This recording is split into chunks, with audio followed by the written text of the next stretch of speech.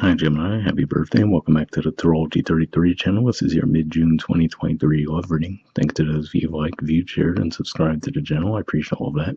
For those of you new to the channel, as far as what we have in front of us, it's what I call a bridge and a gap spread. And the way it works is we'll look at the past, present, and future energies between you and your main love interest. Once we get through all that, we'll pull some oracle cards as well for some additional insight, and that's where the bridge and the gap dynamic comes into play. And as far as the decks being used, on the left side we have the Lover's Path Tarot, on the right side we have the Romantic Tarot. And also keep in mind it's the general reading, so I'm going to be referring to the cards on the left as your energy and the cards on the right as the other person's. If you feel like it's the way around in your situation, then definitely trust that. Alright, so with all that out of the way, we'll get started. Past energy on your side, we have Sacrifice. So this is actually the equivalent of the Hangman in traditional tarot, which is Pisces energy.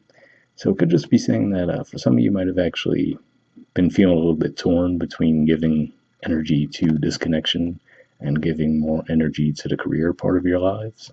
And for some of you, I feel like, given that we see the body language here, it could even just be saying that for some of you might have actually left the connection behind in the past to pursue more of a career goal at the time. All right. Past energy on their side, we have the High Priestess. So similar body language here as far as we see the back turned to the cards on this side, and we see the book open, right? So it could just be saying that maybe for both of you it was just a mutual parting of the ways where you might have just felt like you had other goals that you needed to pursue. So for example, maybe you had a career thing, maybe this person had to focus more on school, you name it. There's plenty of ways that could go. But I feel like in the past you both might have felt like you had some more growing to do within the connection.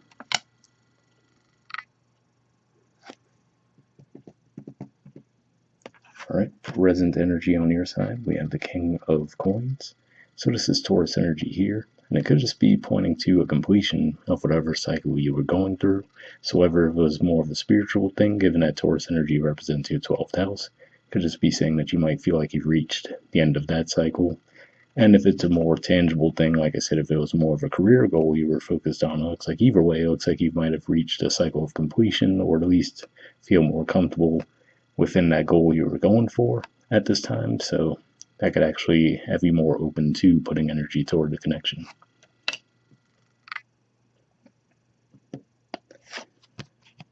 All right, present energy on their side, we have the Chariot. So Cancer energy here, and for one, this could just be pointing to a timeline, saying that maybe once we start to move into Cancer season toward the end of June, they might start to take on this energy a little more.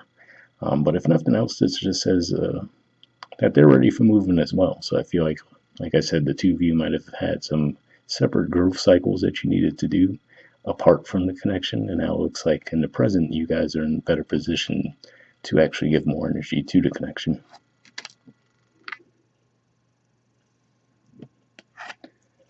All right, future energy on your side, we have the Three of Cups. So this is actually Cancerian energy here too, and it could just be pointing to a light celebratory type atmosphere. So like I said, if you did reach some kind of a goal, for example, you just might be in more of that energy. This represents the middle 10 degrees of Cancer, so this would point to the beginning of July where you might be feeling this way.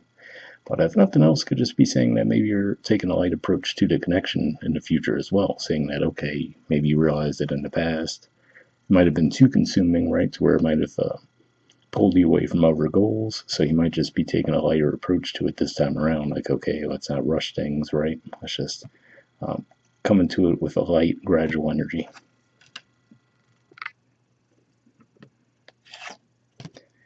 All right, and the future energy on their side, we have the Seven of Cups.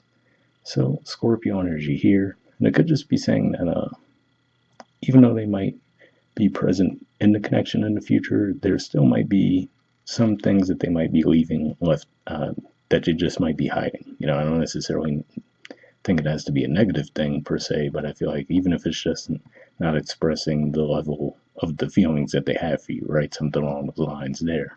But yeah, I do feel like that's mainly what that's pointing to there, and maybe because they're not even fully sure what they'd be feeling, so that could be how that could be playing out for you guys there. All right, bottom of the deck. On your side, we have the Princess of Arrows.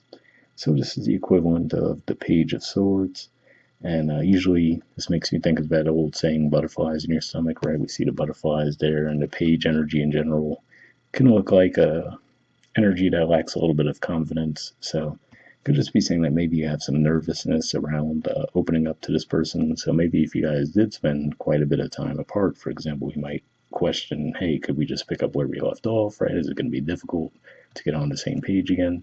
But it does look like there will be communication nonetheless.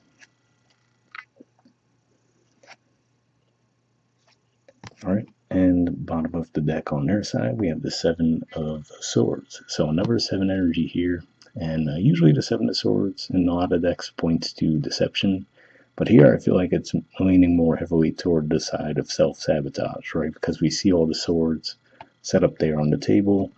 We see this person's alone, so I feel like what this is saying is this person might have a tendency to push people away, right? And they might realize it after the fact, and they might even know that it's a bit of a destructive habit, but it could just be a little bit hard for them to break. So, like I said, for example, there could be a little bit of hidden feelings from them in the future. And well, I just realized as well, we also have the Chariot energy is also a 7 energy. So a lot of 7 energy there, which to me says that there could be a little bit more volatility within their energy as far as figuring out what they want to do in regards to this connection. So looks like the desire is there, but like I said, they could have that realization. They might almost view it like a ticking time bomb. Like, okay, yes, I totally want to be present in this connection, but it was just a matter of time before this thing, whatever it is, rears its head, right? Where, like I said, maybe they self-sabotage, so they could have a little bit of fear around that. But interestingly enough, beneath that we do see the Four of Wands. So yeah, it could just be saying that that might be their ultimate goal, but like I said, they could just have this habit and they could have an awareness of it where they just push people away, and they could have a little bit of fear around that happening within this connection. All right, well, moving on to the Oracle cards. First, we'll see what we get from the Messages of Love Oracle card deck here. And I'll just be looking for one card with general advice for the connection.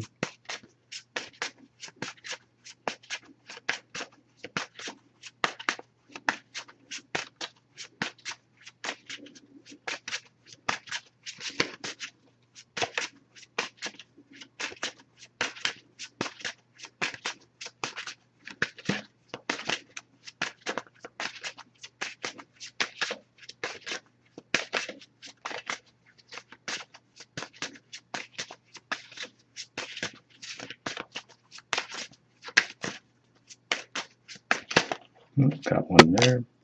And next we'll see what we get from the Wisdom Oracle card deck rather as well. Just a single card here, and then we'll just read both cards and wrap up the reading with that. Got one there. Okay, so first we'll take a look at this Messages of Love card. Okay, we have Release.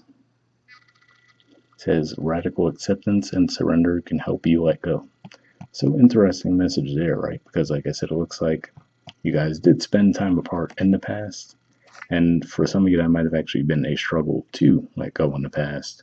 Like I said, it does look like there actually is a lot of desire on both your parts where you're just in better headspaces this time around to actually give energy to the connection. So I feel like for a lot of you this could be more of a past thing, and it could just be saying, like I was saying as well with the future energy, of taking a lighter approach to things too, right? Where maybe in the past you both might have put too much weight on the connection, and then like I said, it might have led to other areas of your life falling apart a little bit. So that might have been what pulled you guys apart in the past. All right, and we have Poised. There's the artwork, and the number is 48. So I'll see what this has to say.